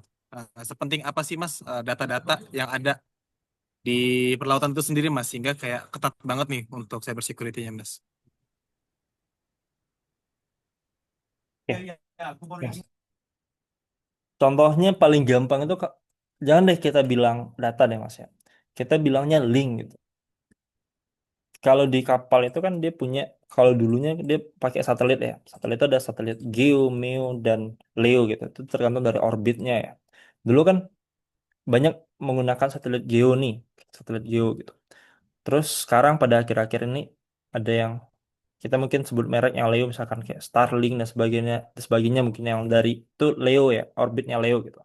Nah, data yang paling data yang harus kita cek pertama itu adalah kalau kita ngecek dari dokumen PDP, data yang berasal dari Indonesia harus turun di Indonesia. Nggak mungkin kan kapal kemana-mana di belakang ada fiber optik kan dan sebagainya kan nggak mungkin kan. Jadi dia harus nembak dulu ke satelit nih dan sebagainya. Itu ada namanya hub gitu kan. Dia ada hub di sana gitu. Paling penting yang kita cek itu lah hub itu terlebih dulu tuh. Tembakan data dari kapal ke satelit terus nembak ke bawah lagi itu hubnya di mana gitu. Kalau hubnya di Indonesia itu sangat penting, sangat benar untuk PDP gitu. Tapi ada beberapa satelit misalkan yang Leo dia hubnya ini bukan hubnya ada di Indonesia. Jadi ada nama hub, ada yang nama POP dan sebagainya nggak ada di Indonesia nih. Jadi data kita tuh nembak tuh keluar dulu gitu, keluar baru masuk lagi ke Indonesia. Itu menyalahgunakan PDP gitu. Kalau misalkan di dalam pelayaran yang paling penting itu pertama data manifest gitu. Manifest ini sama aja kayak data siapa aja yang naik, berapa orang yang naik, laki-laki kah atau perempuan dan sebagainya. Itu data yang sangat penting tuh untuk kalau misalkan dalam bidang maritim ya. Terus misalkan kargo nih, kargo atau muatan logistik. Terkadang kapal-kapal yang di dalam sektor maritim itu dia ada kerjasama dengan BI itu. Kerjasama dengan BI untuk apa? Memas untuk mendistribusikan uang kartal gitu. Jadi ada kargo atau misalkan ada kontainer itu taruh satu tuh, itu pasti dengan keamanan yang sangat ketat biasanya tuh ada TNI yang ikut dan dari polisi juga ikut tuh. Ya itu kalau kargo itu kalau misalkan itu terekspos gitu ke publik ya kan satu kontainer kan banyak duit yang bakal yang dalam itu gitu. Nah itu data data tersebut pasti sangat kredensial ternyata ada pelayaran ini dan ternyata dia bawa uang kartal sekian dan sekian gitu. Terus data bongkar muat gitu misalkan di pelabuhan gitu. Misalkan ketersediaan dermaga juga gitu dan sebagainya. Kalau misalkan dari komunikasi ya misalkan komunikasi mungkin seperti kayak email-email operasional kita atau instruksi-instruksi adanya demosi dan sebagainya, ada perubahan rute dan sebagainya gitu. Jadi sebenarnya kalau di kapal itu sama aja sebenarnya kayak di set di darat gitu. Yang yang paling utama yang kita harus lihat di sana adalah config firewallnya, switchnya, dan routernya karena pasti lewatnya bakal di sana juga gitu. Kalau config firewall-nya oke, security profile-nya oke gitu. Hal-hal seperti itu pun bisa kita mitigasi dan kita minimalisir risikonya gitu. Walaupun misalkan ada, tapi kan nggak bakal banyak gitu dan sebagainya. Mungkin seperti itu, Mas. Oke, sangat sangat jelas Mas ya penjelasan dari Mas Fahrul. Thank you Mas untuk penjelasannya. Mungkin itu akhir dari sesi Q&A kita. Oke, terima kasih pada semua teman-teman yang sudah mau hadir pada siang hari ini. Untuk link presensinya sudah bisa untuk diisi ya teman-teman. Udah ada share absensi yang baru. Oke, terima kasih teman-teman yang sudah mau hadir pada hari ini. Kami juga mengucapkan terima kasih kepada Prodi Magister Sistem Informasi, khususnya kepada Asesor Profesor Bapak Muharman Lubis, BIT, MIT, MM, PhD IT, selaku Kepala Prodi atau Ketua Prodi dari S2 Sistem Informasi. Kami juga mengucapkan terima kasih yang sebesar-besarnya kepada Mas Fahrul, Eskom, Mkom, selaku pemateri pada hari ini, dan juga Mas Rafian, Eskom, Mkom, selaku juga pemateri pada hari ini. Mungkin ini akhir dari perjalanan kita hari ini. Sampai bertemu di event-event selanjutnya dan selamat siang teman-teman. Terima kasih. Banyak. Terima kasih.